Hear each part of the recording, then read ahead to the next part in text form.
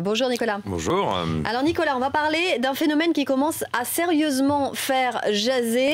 Après 3 mois de décollecte observée dans l'assurance vie entre septembre et novembre, c'est au tour du livret A de connaître un désamour. Voilà, absolument. Alors le chiffre nous vient de la Caisse des dépôts. Il y a une décollecte en novembre sur le livret A de seulement 40 millions d'euros. Ça veut dire plus de retrait d'argent que de dépôt d'argent. Et effectivement, sur l'assurance vie, c'est un peu plus important. 3 mois de suite de décollecte avec à l'arrivée fin novembre 6,4 milliards d'euros de décollecte. Alors attention, les 40 millions d'euros de décollecte sur l'assurance vie, c'est à opposer aux 210 milliards que compte aujourd'hui, pardon, le livret A. 40 millions sur le livret A, 210 milliards d'encours aujourd'hui sur le livret A, c'est donc très peu d'argent. Et 6,4 milliards sur l'assurance vie face à 1300 milliards d'euros d'assurance vie. Donc là encore, c'est très peu d'argent.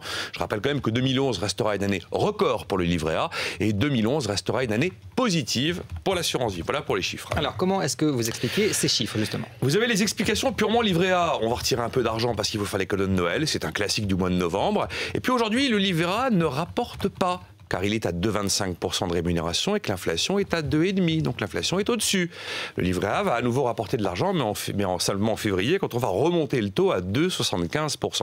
Après, les explications purement assurance vie. D'abord, la peur de l'épargnant sur la sécurité de ses placements, ça c'est absolument évident. La fuite des riches aussi. Parce qu'on a limité les gains potentiels sur les contrats de riches, en fait, ce qu'on appelle les contrats en gestion privée qui dépassent 120 000 euros. Et donc, il y a des riches qui quittent l'assurance vie. Vous avez aussi le rendement, tout simplement, qui est en baisse. On était au-dessus de 5% en 2000. On devrait finir, a priori, l'année aux alentours de 3%. Donc, tout simplement, ça rapporte moins. Et puis, il y a une explication commune aux deux. Enfin, plusieurs, mais une principalement, c'est le vieillissement de la population. Il y a beaucoup de retraités qui puisent maintenant dans leur épargne, tout simplement pour payer la vie courante.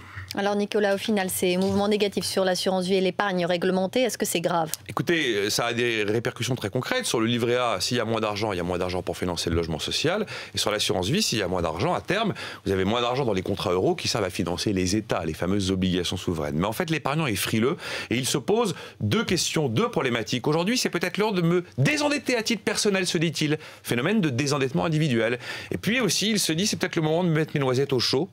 Et évidemment, dans ces cas-là, il va vers l'immobilier. Donc il est urgent d'avoir une fiscalité aux petits oignons pour les épargnants. Car l'épargne en France, c'est le dernier filet de sécurité qui reste à notre pays. Il est hors de question que l'épargne se barre dans l'immobilier ou que l'épargne foute le camp à l'étranger. Ou dans les bas de laine, vous vouliez dire, j'imagine. Merci Nicolas Dose.